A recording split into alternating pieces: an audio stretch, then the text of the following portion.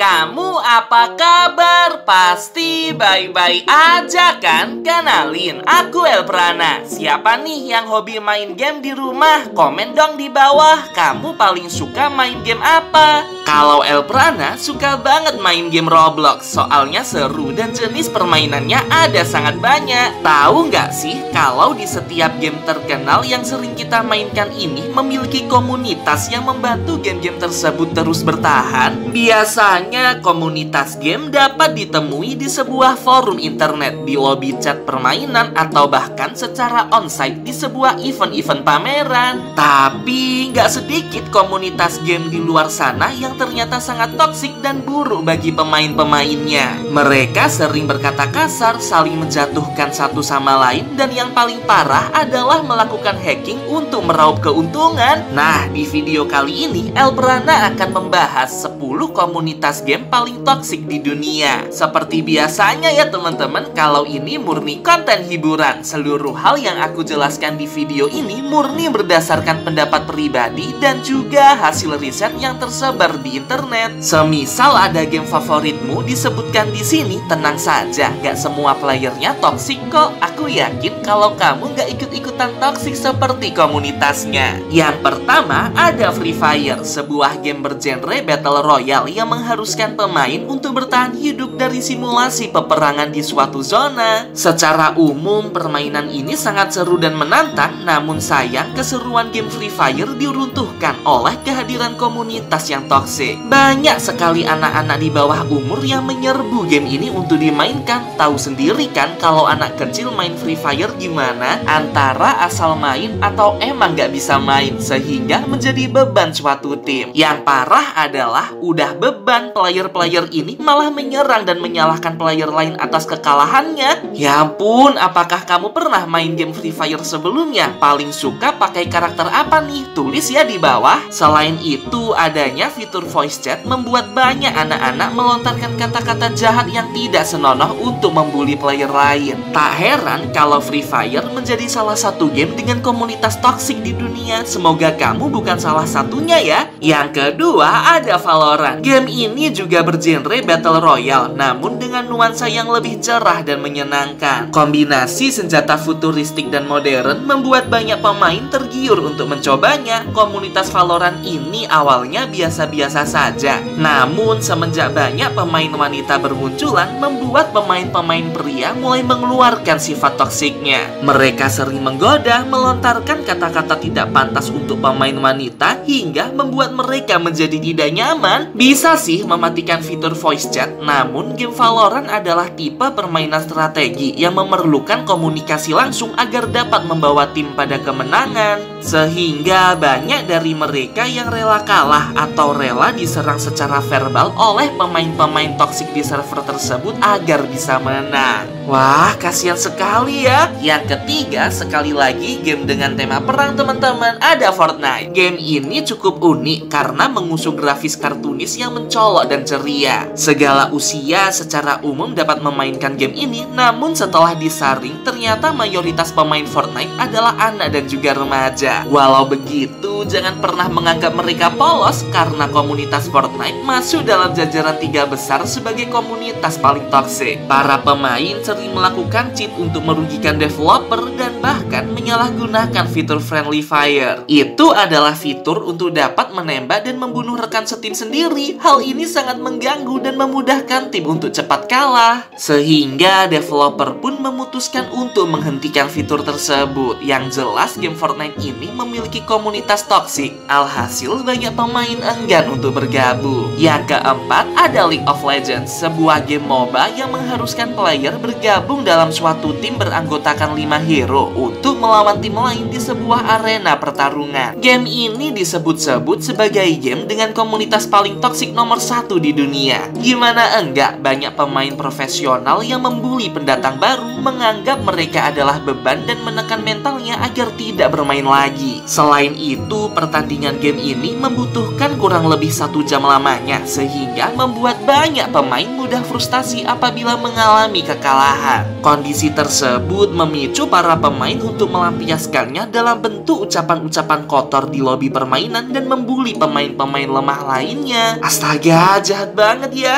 Yang kelima, ada Mobile Legends. Hayo, siapa nih yang pernah main game ini? Elprana pernah loh bahas mengenai kisah nyata karakter Mobile Legends. Tap tombol di atas yuk untuk nonton videonya. Tak disangka ternyata game ini masuk dalam kategori komunitas toksik di dunia. Walaupun levelnya masih di bawah League of Legends, tapi tetap saja banyak pemain baru yang tidak nyaman saat pertama kali memainkan game Mobile Legends. Pemain-pemain bocah yang beban dengan sengaja mengalah untuk membuat timnya kelabakan. Selain itu, pemilihan skin secara asal membuat pemain lain menjadi frustasi karena harus berusaha ekstra mengisi kekosongan skill para beban. Di kolom chat juga sering terjadi pembulian, ucapan-ucapan kotor, dan juga sumpah serapah. Duh, aku harap kamu gak toksik seperti mereka ya. Yang paling parah adalah saat itu kan Muntun sempat ada masalah hukum nih dengan Riot Game, developer dari League of Legends alias LOL. Para bocil malah menyerbu game LOL Surprise dong. Singkatannya sama-sama kayak LOL League of Legends, padahal kan bukan. Kakak banget. Waduh, komen dong di bawah. Hero apa yang sering kamu gunakan di Mobile Legends? Kalau Elprana paling sering pakai Rafaela beban. Yang keenam, ada Among Us. Waduh, game ini salah satu favoritku. Benar-benar mengenang karena dulu saat era Corona, Elprana hobi banget main Among Us. Siapa nih yang kangen dengan impostor rahasia? Walaupun terlihat seru dan children friendly, ternyata Among Us masuk dalam jajaran komunitas paling toksik loh di dunia. Awalnya game ini asik-asik aja, namun semenjak banyak pemain dewasa bergabung, kolom chat diskusi saat meeting berubah menjadi forum untuk saling membuli, berkata-kata kasar, dan bahkan penipuan. Tak sedikit juga terjadi pencurian data anak di bawah umur, di mana para pelaku meminta nomor handphone pemain lain untuk diteror dan diajak bertemu. Padahal mereka adalah anak-anak di bawah umur. Sejak saat itu, Innerslot merubah peraturan game menjadi khusus anak di atas 18 tahun yang dapat melakukan free chat di kolom diskusi. Lebih ribet sih, tapi ini semua untuk keamanan pemain. Ngomong-ngomong, selain main game di rumah, gimana kalau kamu ikutan lomba gambar karakter Elprana juga? Cara ikutannya mudah kok. Kamu tinggal follow Instagram @l.prana, lalu cari postingan ini, baca ketentuannya, dan segera post gambar kamu ke Instagram. Hadiahnya lumayan loh, ada jutaan rupiah. Aku harap kamu bisa ikutan ya teman-teman. Link Instagramnya aku letakkan di kolom deskripsi. Dan komunitas ketujuh, ada Friday Night Funkin. Ya ampun, ini juga game favoritku. Siapa nih yang suka dengan FNF? Siapa karakter favoritmu? Komen ya. Kalau aku paling suka dengan Boyfriend, soalnya suaranya lucu kayak bebop gitu. Selidik punya selidik, komunitas FNF ini berkembang pesat di Facebook. Mereka dianggap toksik karena sering menghina karakter atau mod lain. Selain itu juga banyak mod-mod tidak senonoh dan tidak pantas yang tersebar di komunitas tersebut, sehingga membuat banyak pemain anak-anak menjadi sasaran utama untuk mengalami pengalaman tidak menyenangkan saat bermain. Yang kedelapan, ada Genshin Impact. Game ini berfokus open world dengan gaya anime yang sangat menarik perhatian para wibu di seluruh dunia. Fitur gacha menjadi topik utama dalam permainan ini. Semakin sering gacha, semakin tinggi pula kesempatan untuk memperoleh karakter terkuat. Nah, dari sistem inilah banyak pemain-pemain toksik bermunculan. Mereka saling membandingkan satu sama lain hingga menjerumuskan para player baru untuk merogoh kocek yang sangat dalam agar dapat ngegacha dan berbaur dengan komunitas. Selain itu, tuntutan komunitas ke miHoYo selaku developer juga tinggi. Alhasil, jika miHoYo membuat player kecewa, mereka tak segan-segan menyerbu rating Genshin Impact di Play Store. Tak jarang juga mereka salah memberikan rating jelek ke game-game lain, padahal nggak ada hubungannya, tapi kena imbasnya. Wah, toksik sekali. Kamu pernah nggak gacha di Genshin Impact? Kalau pernah, sudah habis berapa nih dan dapat karakter apa? Komen. Yang kesembilan, ada Hago. Pernah tahu game ini nggak? Sebuah platform yang berisikan banyak game online untuk dimainkan bersama. Salah satu game paling populernya ada Werewolf. Nah, fitur game ini tuh bisa voice chat. Fitur ini nih yang disalahgunakan oleh komunitasnya. Banyak bocil-bocil yang melontarkan melontarkan sumpah serapah dan juga kata-kata kotor. Ada juga para jamet yang membuat risih pemain wanita dengan menggoda dan mengajaknya berkenalan. Ketidaknyamanan yang dirasakan para pemain baru inilah yang membuat game Hago makin pudar dari tahun ke tahun. Sebenarnya selain komunitas game, ada juga loh komunitas film kartun yang sangat toksik. Setuju nggak kalau aku bahas mengenai 10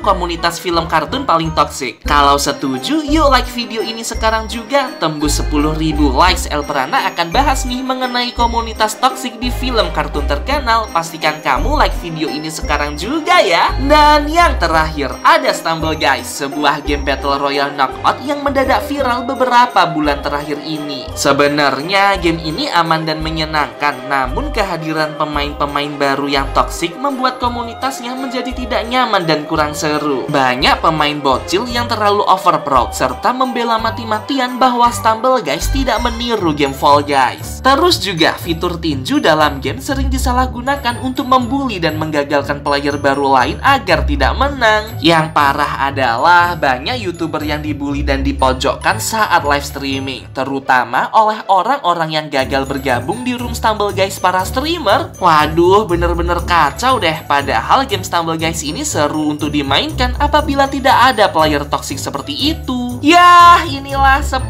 komunitas game paling toksik di dunia. Gimana nih menurut kamu? Dari game-game tadi, mana yang paling toksik? Komen ya, aku ingin tahu pendapat kamu. Oh iya, kalau kamu ingin merekomendasikan topik untuk dibahas di video berikutnya, jangan sungkan buat kirim ke email aks.elprana@gmail.com. Aku tunggu ya rekomendasi dari kamu. Sampai jumpa!